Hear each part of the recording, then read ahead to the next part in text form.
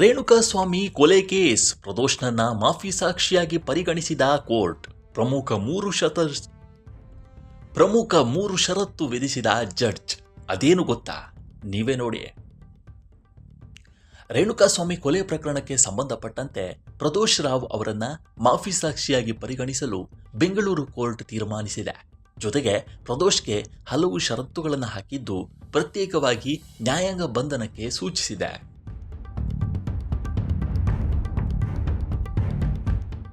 ರೇಣುಕಾಸ್ವಾಮಿ ಕೊಲೆ ಪ್ರಕರಣದ 17 ಆರೋಪಿಗಳ ಪೈಕಿ ಪ್ರದೋಷ್ ರಾವ್ ಕೂಡ ಒಬ್ಬ. ನಟ ದರ್ಶನ್ ಆಪ್ತರಾಗಿರುವ ಇವರು ಕೊಲೆಯಾದ ಸ್ಥಳದಲ್ಲಿಯೇ ಇದ್ರು. ಕಳೆದ 1 ತಿಂಗಳ ಹಿಂದೆ ಮಾಫಿ ಸಾಕ್ಷಿಯಾಗುವುದಾಗಿ ಅಂದ್ರೆ ತಪ್ಪು ಒಪ್ಪಿಕೊಂಡು ಸತ್ಯ ಹೇಳಿ ಶರಣಾಗಲು ನಿರ್ಧರಿಸಿದ್ರು. ಈ ಸಂಬಂಧ ವಿಚಾರಣೆ ನಡೆಸ್ತಾ ಇರುವ ಬೆಂಗಳೂರಿನ 59ನೇ CCH ಕೋರ್ಟ್ ಅರ್ಜಿ ಹಾಕಿದ್ರು.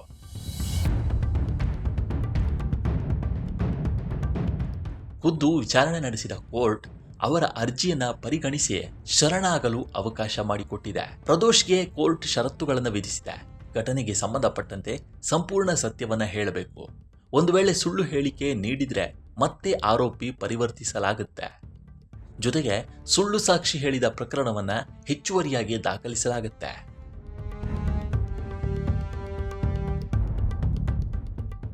ಮಾಫಿ ಸಾಕ್ಷಿ ಅಂದ್ರೆ ಅಪರಾಧ ಪ್ರಕರಣವೊಂದರಲ್ಲಿ ಭಾಗಿಯಾಗಿರುವ ಆರೋಪಿಗಳಲ್ಲಿ ಒಬ್ಬರು ತಮ್ಮ ತಪ್ಪನ್ನ ಒಪ್ಪಿಕೊಂಡು ಆ ಅಪರಾಧಕ್ಕೆ ಸಂಬಂಧಪಟ್ಟಂತೆ ಸಂಪೂರ್ಣ ಸತ್ಯವನ್ನ ಕೋರ್ಟ್ ಮುಂದೆ ಹೇಳಲು ಒಪ್ಪಿಕೊಳ್ಳುವ ಪ್ರಕ್ರಿಯೆಯಾಗಿದೆ. ಇದನ್ನ ಕಾನೂನಿನಲ್ಲಿ ಕ್ಷಮಾದಾನ ಪಡೆದ ಸಾಕ್ಷಿ ಅಂತ ಕರೆಯಲಾಗುತ್ತೆ. ಇಂಗ್ಲಿಷ್ನಲ್ಲಿ ಇದನ್ನ ಅಪ್ರೂವರ್ ಅಂತ ಕರೆಯಲಾಗುತ್ತೆ. ಜೊತೆಗೆ ಇತರ ಆರೋಪಿಗಳಿಂದ ಪ್ರಾಣ ಬೆದರಿಕೆ ಬಾರದಂತೆ ಅಥವಾ ಯಾವುದೇ ಪ್ರಭಾವಕ್ಕೆ ಒಳಗಾಗದಂತೆ ತಡೆಯಲು ಮಾಫಿ ಸಾಕ್ಷಿಯನ್ನ ವಿಚಾರಣೆ ಮುಗಿಯುವವರೆಗೂ ಪ್ರತ್ಯೇಕವಾಗಿ ನ್ಯಾಯಾಂಗ ಬಂಧನದಲ್ಲಿ ಅಥವಾ ಸೂಕ್ತ ರಕ್ಷಣೆಯಲ್ಲಿ ಇರಿಸಲಾಗುತ್ತದೆ.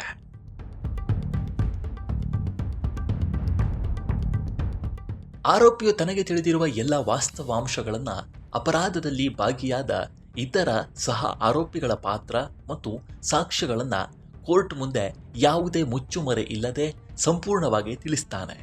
ತನಿಖಾ ಸಂಸ್ಥೆ ಅಥವಾ ಕೋರ್ಟ್ ಪ್ರಮುಖ ಆರೋಪಿಗಳಿಗೆ ಶಿಕ್ಷೆ ಕೊಡಿಸಲು ಹಾಗೂ ಸಾಕ್ಷ್ಯಗಳ ಕೊರತೆ ನೀಗಿಸಲು ಈತನ ಹೇಳಿಕೆಯನ್ನ ಬಳಸಿಕೊಳ್ಳುತ್ತದೆ.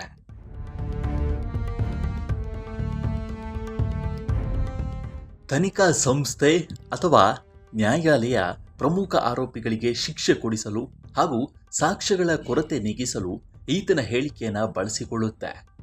ಪ್ರದೋಷ್ ಹೇಳಿಕೆ ಬಳಸಿ ನಟ ದರ್ಶನ್ ವಿರುದ್ಧ ಆರೋಪವನ್ನ ಸಾಬೀತು ಮಾಡಿ ಶಿಕ್ಷೆ ಕೊಡಿಸಬಹುದಾಗಿದೆ. ಮಾಫಿ ಸಾಕ್ಷಿ ಹೇಳಿದ ಪ್ರದೋಷ್ಗೆ ಶಿಕ್ಷೆಯಿಂದ ವಿನಾಯಿತಿ ನೀಡಲಾಗುತ್ತೆ. ಒಂದು ವೇಳೆ ಅಪರಾಧದಲ್ಲಿ ಪ್ರಮುಖವಾಗಿ ಭಾಗಿಯಾಗಿದ್ರೆ ಶಿಕ್ಷೆಯ ಪ್ರಮಾಣವನ್ನ ಗಣನೀಯವಾಗಿ ಕಡಿಮೆ ಮಾಡಲಾಗುತ್ತೆ.